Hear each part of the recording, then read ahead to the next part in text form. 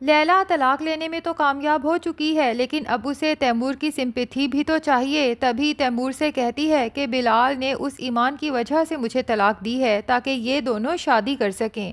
اب تیمور جب لیلا کی یہ بات سنتا ہے تو وہ تو ایمان کے لیے اور زیادہ پوزیسو ہو جاتا ہے، اور پھر جب اسے یہ پتہ چلتا ہے کہ ایمان قطر چلی گئی ہے اپنے کزن ثاقب کے ساتھ، تو تیمور بھی ایمان کے پیچھے قطر پہنچ جاتا ہے، لیکن وہاں ایمان ہو تو اسے ملے۔ جب وہاں سے مایوس ہوتا ہے تو پاکستان واپس آتے ساتھ ہی سیدھا ٹنڈو آدم پہنچ جاتا ہے، سیدھا ثاقب کے گھر جاتا ہے اور اس کی ماں پہ چیخنا چلانا شروع کر دیتا ہے کہ آپ کا بیٹا میری محبوبہ کو لے کے کہاں غائب ہے۔ ثاقب کی ماں کہتی ہے کہ میرے بیٹے کی قطر میں جاب ہو گئی ہے، تو تیمور کہتا ہے کہ اچھا، تو آپ نے اپنے بیٹے کی جاب کی یہی شرط رکھی تھی کہ وہ ایمان سے نکاح کرے؟ تو ثاقب کی ماں تیمور سے کہتی ہے کہ میرے بیٹے کو اب اس جیسی بدنام زمانہ لڑکی سے شادی کرنے کی کوئی ضرورت نہیں، ماشاءاللہ میرا بیٹا قطر میں برسر روزگار ہے، اس کے لیے کوئی لڑکیوں کی کمی ہے؟ یہ سن کے تیمور تسلی میں آ جاتا ہے کہ شکر ہے ثاقب کے ساتھ ایمان کا نکاح نہیں ہوا، لیکن وہ اس بات پہ پریشان ہے کہ اگر ایمان ٹنڈو آدم بھی نہیں ہے، قطر بھی نہیں گئی، تو بالآخر ایمان ہے کہاں؟ میرا تو خیال تھا کہ گھر کا کیس ہارنے کے بعد ایمان اور اس کا باپ میرے پاس گڑ گڑاتے ہوئے آئیں گے، لیکن آخر ایمان کے پاس ایسا کون سا سہارا ہے کہ اسے گڑ گڑانے کی ضرورت ہی محسوس نہیں ہوئی۔ اب اتفاق سے ایمان جب کالج سے اپنا رزلٹ لینے جاتی ہے تو واپسی پہ ڈرائیور کو کچھ کام ہوتا ہے۔ اب ایمان کو گاڑی سے اترنا پڑتا ہے جب ڈرائیور کا والیٹ کہیں نیچے گر جاتا ہے اور وہ آگے بڑھ جاتا ہے، لیکن ایمان کی بری قسمت کہ جیسے ہی وہ باہر نکلتی ہے، اتفاق سے تیمور کا ڈرائیور ایمان کو دیکھ کے پہچان جاتا ہے اور اسے کہتا ہے کہ ایمان باجی آپ؟ ایمان تو اس سے خوف زدہ ہو کے وہاں سے بھاگ نکلتی ہے، جبکہ بلال کا ڈرائیور جو ایمان کی حفاظت کے لیے اس کا پیچھا کر رہا تھا، جب ایمان کو اس طرح بکھلائے ہوئے اور بھاگتے ہوئے دیکھتا ہے تو وہ بھی اس کے پیچھے بھاگ پڑتا ہے۔ اب ایمان ایک خنڈر نما عمارت میں چھپ جاتی ہے، جبکہ بلال کا ڈرائیور فوراً بلال کو کال کر کے بتاتا ہے کہ سر آپ نے کہا تھا کہ جب بھی کوئی ایمرجنسی ہو تو فوراً آپ کو کال کروں، اور بلال بھی لگتا ہے کہ اسسٹنٹ کمشنر بننے کے بعد بھی اسے کوئی کام نہیں، جو سارا وقت اسے بس ایمان کی ہی فکر رہتی ہے اور ایمان کے ہر کام کے لیے جن کی طرح حاضر بھی ہو جاتا ہے۔ بہرحال اپنے ڈرائیور سے پوچھتا ہے کہ بتاؤ کیا ایمرجنسی ہے، تو اس کا ڈرائیور ساری صورتحال سے آگاہ کرتا ہے اور یہ بھی بتاتا ہے کہ ایک کھنڈر نما عمارت میں ایمان باجی ڈر کے چھپ گئی ہے۔ بلال کہتا ہے بیوقوف انسان، میں نے تمہیں ایمان کا خیال رکھنے کے لیے کہا تھا، اسے ڈرانے کے لیے نہیں، پلیز اسے ڈھونڈو اور باحفاظت ٹیوشن سینٹر پہنچاؤ اور اس سب میں میرا نام نہ آئے۔ جبکہ ایمان جو پاس ہی چھپی کھڑی ہے ڈرائیور کی تمام باتیں سن لیتی ہے، بلال کا نام سنتی ہے تو غصے سے آگے بڑھتی ہے، ڈرائیور کے ہاتھ سے فون چھینتی ہے اور بلال کی یہ بات سن لیتی ہے کہ اس کے سامنے میرا نام نہ لینا۔ ایمان تو غصے سے چیخ پڑتی ہے کہ نہیں لے گا آپ کا نام، اب یہ بتائیں کہ مجھے کس کے سامنے پیش کرنا ہے، آپ کے سامنے یا تیمور بھائی کے سامنے؟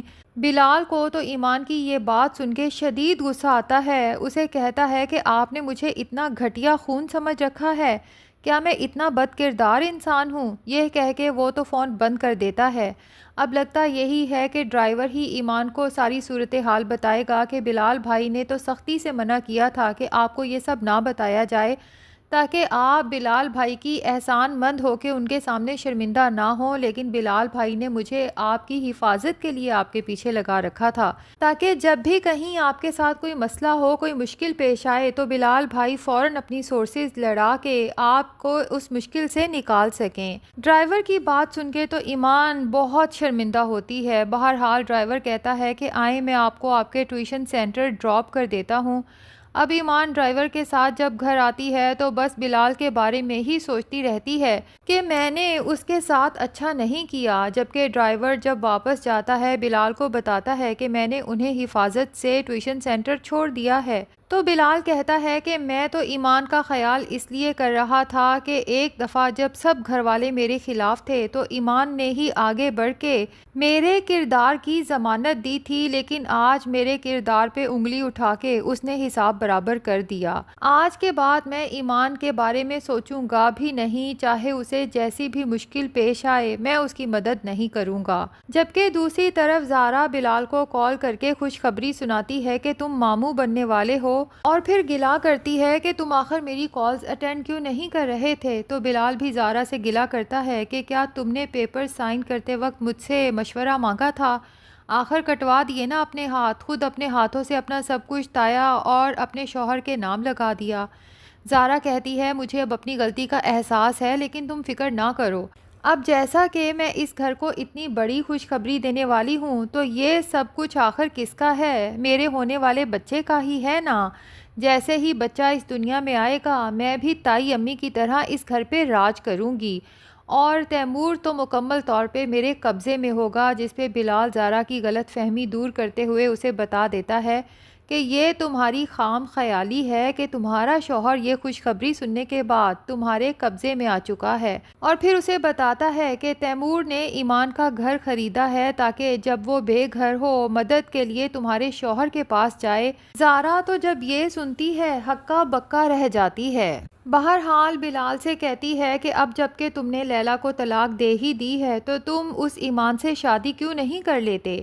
بلال حیرت سے زارا سے کہتا ہے کہ ایمان سے شادی؟ تو زارا کہتی ہے ہاں، اس میں برائی ہی کیا ہے؟ اب دیکھو نا تم بالکل ہی نکمے ہو، پڑھائی تمہاری اتنی ہے نہیں، کوئی اچھی جاب تمہیں مل نہیں سکتی، تو تمہیں اب کون لڑکی دے گا؟ اچھا یہی ہے کہ ایمان سے شادی کر لو، یوں تمہارا گھر بھی ایک دفعہ پھر سے بس جائے گا اور ایمان کو بھی تمہاری شکل میں ایک محافظ تو کم سے کم مل ہی جائے گا۔ بلال کو سمجھ تو بہت اچھے سے آ رہی ہے کہ زارا کیوں چاہتی ہے کہ بلال ایمان سے شادی کر لے۔ دراصل وہ اپنے شوہر تیمور کو ایمان سے دور کرنے کے لیے اب یہ نیا منصوبہ بنا چکی ہے، جبکہ بلال نے تو فیصلہ کر لیا ہے کہ اب وہ ایمان کے بارے میں کبھی سوچے گا بھی نہیں۔ لیکن یہ بلال کی خام خیالی ہے، کیونکہ ایمان کے بارے میں ہی تو اس نے سوچنا ہے، اور ادھر ایمان جو اب بہت شرمندہ ہے کہ اس نے بلال کے ساتھ کتنا برا کیا، حالانکہ وہ تو اس کی مدد کر رہا تھا۔ تبھی معذرت کے لیے بلال کو کال کرتی ہے اور اسے کہہ دیتی ہے کہ اس شہر میں نے اتنا کچھ کھویا ہے اور اتنے لوگوں کے چہروں پہ نقاب دیکھے ہیں کہ اب مجھے کسی کا بھی اعتبار نہیں رہا۔ برے لوگوں کی وجہ سے اکثر اوقات انسان اچھے لوگوں کو بھی پہچان نہیں سکتا۔ اور پھر بلال سے اپنے رویے کی معافی مانگتی ہے اور اسے کہتی ہے کہ آپ کو تو میں نے ایک گڈ نیوز بھی سنانی تھی۔ بلال حیرت سے پوچھتا ہے کہ گڈ نیوز؟ تو ایمان بتا دیتی ہے کہ آپ کو پتہ ہے میں نے ایگزام میں 98% نمبرز حاصل کیے ہیں۔ بلال تو حیران رہ جاتا ہے کہ ایمان نے اتنے اچھے نمبر حاصل کر لیے، وہ بھی بغیر کسی مدد کے اور اتنی ساری ٹینشنز کے ہوتے ہوئے۔ اسے مبارکباد دیتا ہے اور پوچھتا ہے کہ اب آگے آپ کا کیا ارادہ ہے؟ تو ایمان کہتی ہے کہ میں نے فیصلہ کر لیا ہے کہ میں CSS کروں گی، کیونکہ ابا چاہتے ہیں کہ میں گورنمنٹ جاب کروں، لیکن میں ٹیچنگ یا کوئی اور گورنمنٹ جاب نہیں کرنا چاہتی۔ اس میں انسان کی وہ عزت نہیں ہوتی جو CSS پاس کرنے کے بعد ہوتی ہے، اور ویسے بھی CSS پاس کرنے کے بعد مجھے اپنا گھر مل جائے گا جس میں اپنے ماں باپ کو عزت سے رکھ سکوں گی۔ بلال سوچتا ہے کہ CSS کرنے میں تو میں خود بھی ایمان کی مدد کر سکتا ہوں۔ اب دیکھنا یہ ہے کہ بلال کب ایمان پہ یہ راز افشاں کرتا ہے کہ جناب میں تو آلریڈی CSS پاس کر کے اسسٹنٹ کمشنر کی پوسٹ سنبھال بھی چکا ہوں۔ تو ناظرین کیا خیال ہے، کیا بلال کو اب یہ راز ایمان کے سامنے کھول دینا چاہیے یا ابھی مزید اس راز کو راز ہی رکھنا چاہیے؟ کمنٹ سیکشن میں اپنی رائے کا اظہار ضرور کریں۔ ویڈیو پسند آئی ہے تو لائک اور چینل کو سبسکرائب بھی ضرور کر دیں۔